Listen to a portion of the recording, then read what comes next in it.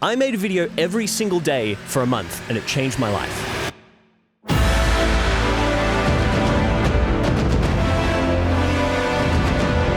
How's that for an engaging hook, huh?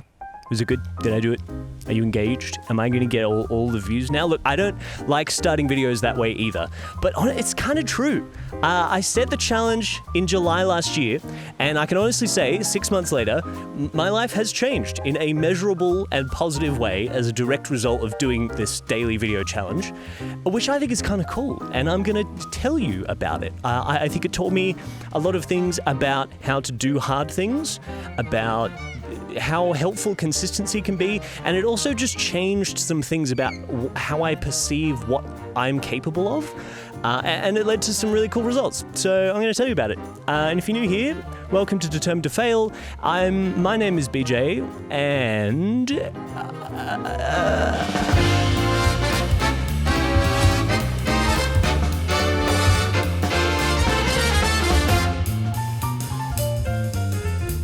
come on, kids, it's story time.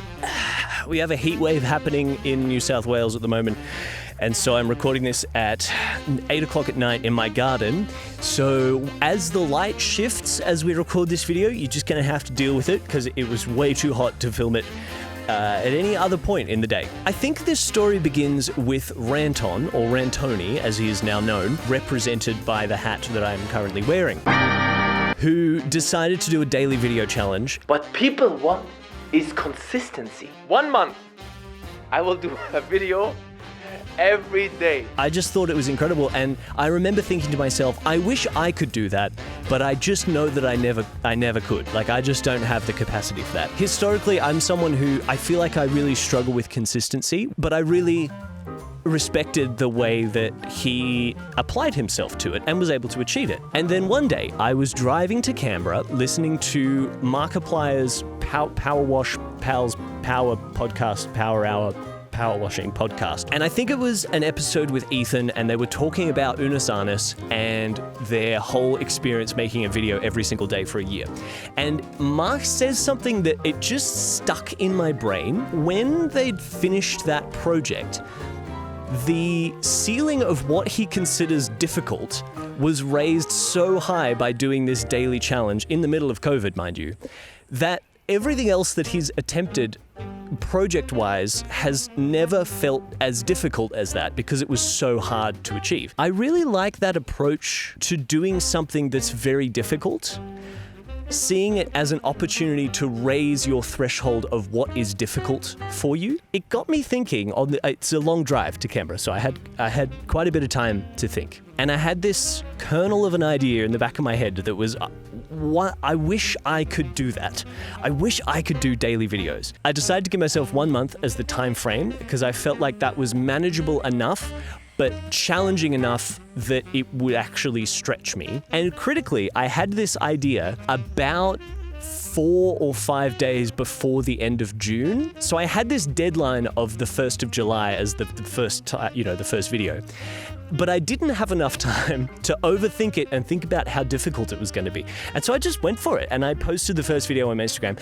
Initially, the whole project was just going to be vertical videos on my Instagram. And very quickly, it turned into, I'm going to post these on YouTube. I want to film them wide. I'm going to throw out my 3-minute maximum time limit from Instagram Reels. During that month, while I was making these videos, a bunch of cool stuff happened as a result of me just going out into the world and making videos.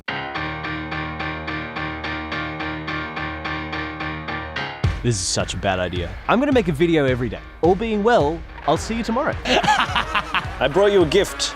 So I'm doing a video every day. Yes. This is the most expensive cappuccino I've ever seen. It's only 100 because that's what I had in my wallet and I couldn't find an ATM. If I miss a day, you can keep that and put it towards your business or rent or whatever. Okay. And if I do all 33... We double it and pass it on to the next person.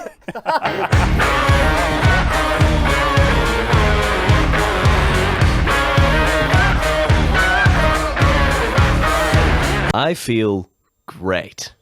I feel so good. I'm sick. I've got a cold. I'm not saying it's because I've been straight hustling to make a video every day, but I'm not saying it's not that either. If you want to know everything that I got up to during these 31 days, you can go watch all of the videos right now. They're all live on the channel, unless I deleted them, but I'm not planning to do that. But for the sake of time, here are a few highlights.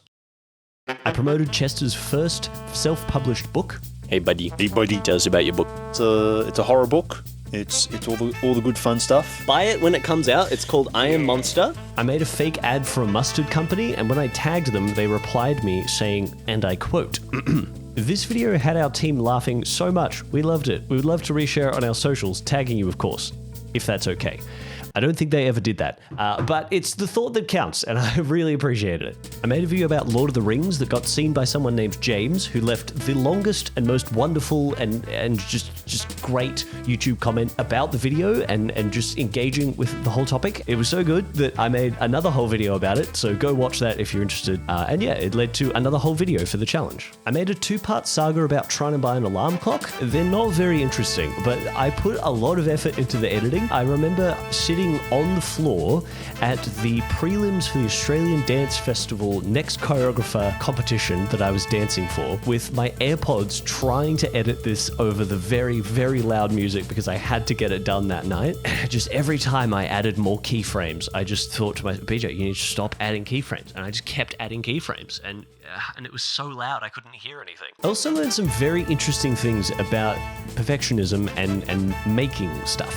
One of the things that I'm very thankful to this video process that I've been doing, I'm making a video every day, which means there is no time to find out if there's a better version of that video in the edit. For example, day 15, I made a full-on short film scene in my room. Because I was so short on time, I had to go with the first version of everything that came to me. The first version of the setup, the first version of the rough cut of the edit, the first effects that I was able to use. Because the worst thing that can happen is you make something and it's finished and you put it out in the world, and then 3 years later you go, I can do that better. And then you just make it again. You can do that. And let's not forget, I made 3 mini cinematic short films. Each of them I did in a day, from concept to shooting to editing to sound effects to color grading to posting and uploading and thumbnailing. All of them were done in a day, but I'll get back to those in a second. I've said it before on this channel, but my favorite thing about making these videos is the excuse it provides to spend quality and intentional time with people. And there sure was no shortage of that in the 30 days that I was doing this challenge. You know what? It's really important to remember to enjoy your art. Dancing should be fun, and there's a place for watching, critiquing, and improving your art, but you can't do that if you're not even in the studio making art in the first place. The more time you spend learning a skill, it's almost like the more difficult it becomes to enjoy that thing.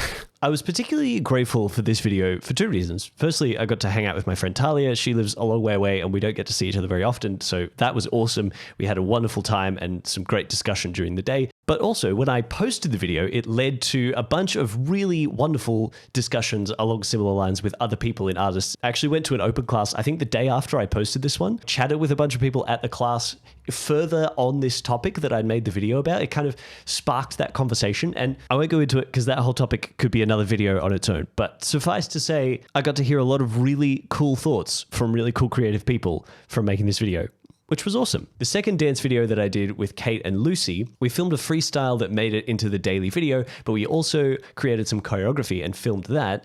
We tagged the artist and she replied saying that she loved the dancing and that she was so happy that people danced to her song. So as a joke, I said we should offer to make a music video for her. Kate reached out to the artist, asked if she would like a music video. The artist, whose name is Alicia, by the way, she's awesome, definitely check her music out. She replied with a copy of an unreleased track saying that she would love for us to make a tie-in video to go along with the release, which we did, and we then released that a few months later.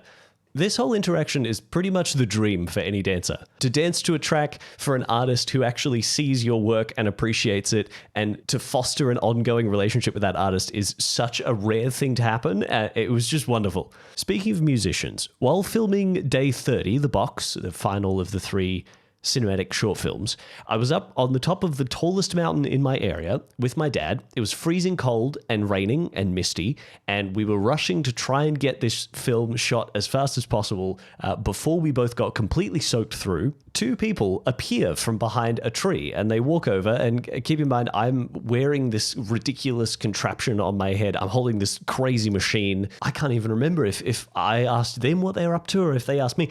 But it turned out we were both there making YouTube videos. I was making the film and they were making a music video. The guy's name was Jem Isaac Music. You can find him on YouTube and Instagram, I think. And he was there with a friend of his, and I'm so sorry, I have forgotten your name, friend of Jem. Don't remember, but they were both lovely and we had a great chat. I've since followed him. I watched his videos. He watches my videos.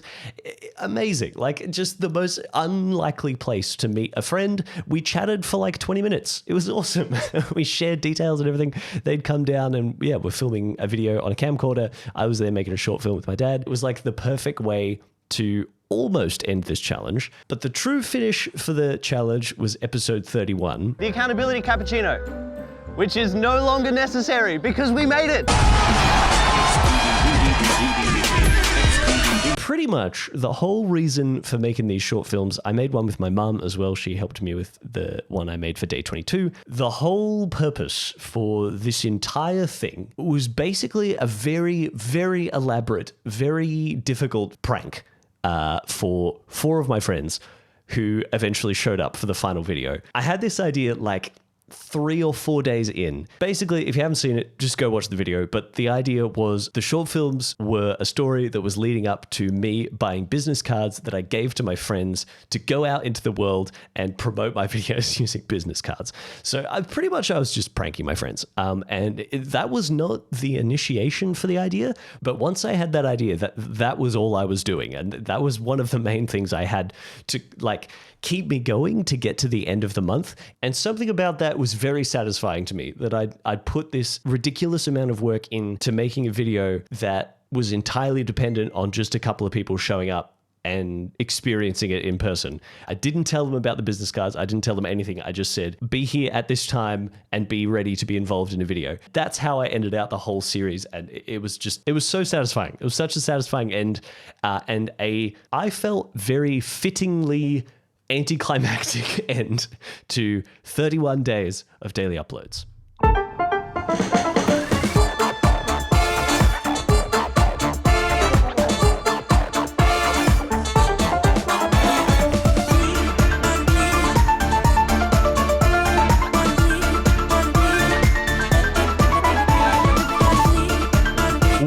The challenge is complete. 31 daily videos. We didn't miss a day. There was a couple of days that were a bit late and a couple that were a bit low effort, but made a video every single day. Thank you so much to everyone who has watched, who has been involved, who's helped be in videos, film videos, share videos. I think this is the hardest that I've worked at any one personal project, and I guess it's not really one project because it is 31 separate videos, but I saw the whole thing as a single project. It is by far the least viewed videos I've ever made. They all performed terribly. The ones I posted on Instagram actually did okay because I have friends who follow me who watched them. Nobody watched them on YouTube, and I expected that, but it taught me that I can achieve things that I didn't think I could. I can stick to something consistently and continue that through a long period of time. And my ceiling for what is a difficult project has increased. It was very encouraging. It was very encouraging to complete something that I didn't think I was able to. This whole challenge has been very difficult in a lot of ways, but I'm really enjoying it. And it's got me thinking about what I'm going to do next month. And I do have some ideas. I kind of want to keep this daily challenge thing going. It's not going to be daily videos. I'll tell you that right now. Definitely not.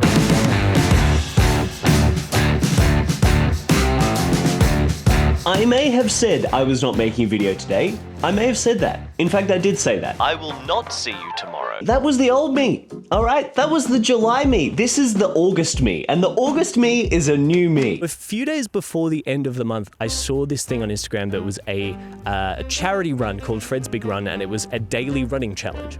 And I thought that that would be the perfect thing to challenge myself to do for the next month, because I had effectively spent every single spare bit of my time sitting down and editing. About 80 80 to 90% of the time it takes to make those videos is just sitting editing. And it meant that I literally did not get to the gym at any point or barely do any fitness stuff that wasn't either on stage or in a rehearsal for the whole month. So I wanted to do something more active, and I saw this running challenge and I decided to do that. And so then for August, I ended up doing a daily running challenge every single day in August, which was awesome. We raised like $700, $800 or something for Fred's Big Run, which is an organization that helps to raise money for eye surgery for people who are blind and don't have to be, that have curable blindness. So I posted that every day on my Instagram story. Again, there were some days that were like I just walked because my muscles were too sore or I barely got to run at all. Daily running challenge, day 14. Feeling good, feeling very sore. Quite tired, but having a great time. I don't know what just happened, but I just ran my first 10 kilometers. I've never run 10 kilometers in my life. That's my first 10K ever. Rehearsal tonight's going to be interesting. Rehearsal tomorrow is going to be even more interesting. An update on the run situation. I've been having like a really sore ankle pretty much since I did the 10-kilometer run. Stamina wise, I feel like my fitness has really improved. So I really want to be like pushing for like much longer runs now, but then my ankle's been hurting, and because I have to dance in a show at the end of the week, I need to not destroy my ankle because I really kind of need that. So today's run is just a very brisk walk, which is really boring. Anita, did I run today? You did. You ran a wedding shoot and you ran around. That's that true. Counts. I did. I ran after the bride and groom a lot. Because I kept like wanting to get in front of them. I still did it every single day. I still showed up to the challenge, and it just became part of life. It became, when am I going to do my run today? Or I'd be about to go to bed and remember that I hadn't done my run. And my running increased significantly. I love running. I'm not good at running, but I did see a marked improvement. I managed to run my first 5K and then my first 10K as well within that month. And my fitness improved, my stamina improved, and it was great. It was amazing. I ended up doing more running later on. I have continued to keep the running habit, I guess. I went for a run yesterday just after dinner, and it was awful because it was still like 32 degrees and sunny, and I had just eaten dinner, and it wasn't a good run, but I still went, and that has become part of my life now.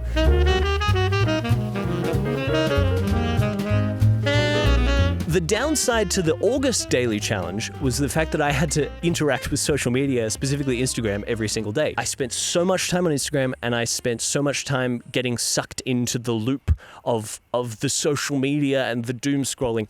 So the next month, in September, I decided to make my challenge reading every day and to delete Instagram and YouTube off my phone to spend a lot more time away from social media and a lot more time reading books, because I love reading books. I used to read a lot more and I don't so much now, and I wanted to get back to that. And I did that as well. I managed to read every single day in September. I did delete Instagram off my phone for about half a month. Then I had to put it back on because of work stuff. I would open it for what I needed to, and then I would close it. I didn't watch YouTube at all for the entire month unless I needed to for like I was trying to learn how to do something in DaVinci Resolve or something. And I felt so much better. I actually think out of the 3 months up until that point of challenges, that was the month that changed things the most, because again, it was like I just didn't think I could do it. And then I did and discovered, hey, I can absolutely do this. It's not that hard. And I feel way better. It was really interesting. The first time I opened up YouTube in October, I didn't kind of want to catch up on all of the videos that the creators I follow had made. Not that I didn't care about them, but I felt like there was so much value that I'd gained in that September month. Oh yeah, the other thing that happened in my life is I moved. I've been avoiding moving to Sydney for years because I love my hometown. I love how quiet it is. I love how full of nature things are. My family and my friends are all here, but all of my work stuff has been in Sydney for a couple of years now. In September, I found a place. Sort of August and September, I managed to find a place. I applied for it, I got approved for it, and I moved in. So now I'm no longer living here, even though I am recording this here because I'm home for the holidays. So by the time we got to October, I had just moved house. I moved on the Sunday, and then on the Monday, I went straight into rehearsals for Overture, which is a show I was in. Amazing. If you ever get the chance to watch Overture and you're in Sydney, please do it. It's the most incredible show. But it started literally the day after I moved, and that was the only way it was possible. So because of all of that, October, I kind of took a step back from the daily challenges. I ended up reading my Bible every day. That was kind of my challenge, which I believe I achieved. I actually can't remember. I think I did. I'm pretty sure I read something in my Bible every day, which was wonderful. And again, trying to keep connected with things that are important to me, like my faith and God and books. And then November, December, I was just smashed with work. So I just kind of went back to living and didn't do daily challenges. But I would like to continue it this year. So here is my proposal for my daily/consistency challenges in 2026. I guess this is kind of a New Year's resolution, but it's more that I just want to extend the value that I found in doing a daily challenge for a month and just like extend it over a whole year and just see what happens. So my main goal for this year is to make a video for this channel every week. I don't really know if it's possible, much like I didn't know if the daily running challenge or the daily video challenge was possible. I already have a bunch of videos that are like shot and currently in various stages of being edited, so I'm kind of a bit ahead already.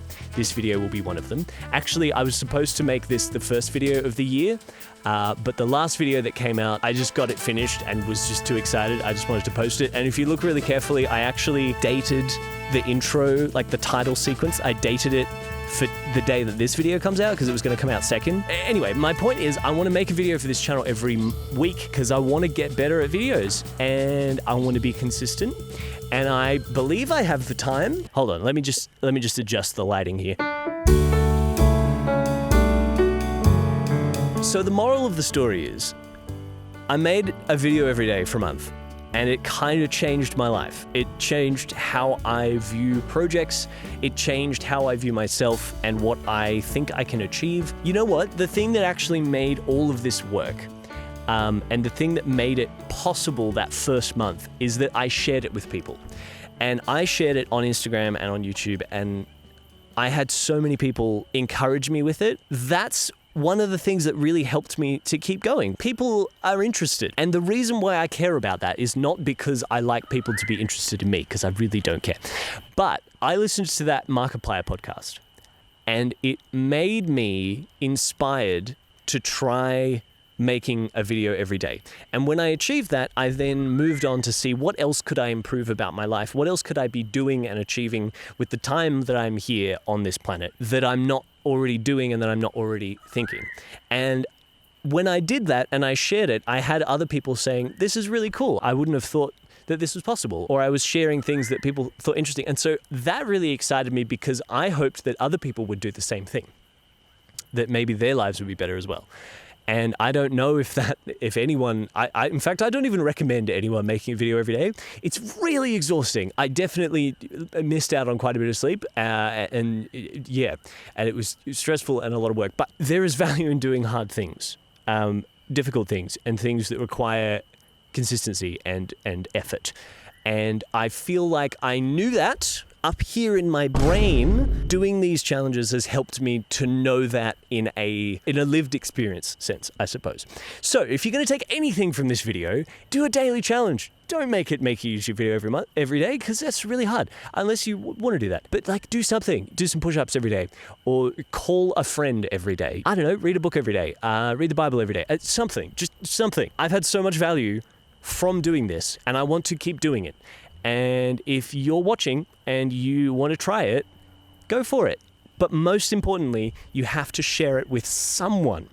It doesn't have to be public. It could be one person. It could be a friend. It could be a partner. It could be a parent. It could be whatever. Just share it with someone, because human beings are built on relationships, right? We're built on operating through relationship with other people. So utilize that. Utilize that magic of humans relating to humans to help you to achieve these things, because that's the thing that kept me going, and it's also the thing that I found the most value in was the conversations I had with people telling them about the challenge, or the videos that I got to make where I met people that I then have ended up watching their stuff, or I got to make dance videos with friends that I wouldn't have done if I wasn't doing the challenge.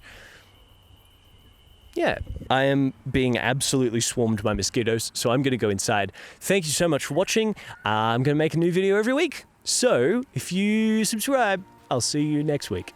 Unless I don't. But I hope I do. Okay. Bye-bye. Ow. Get off me!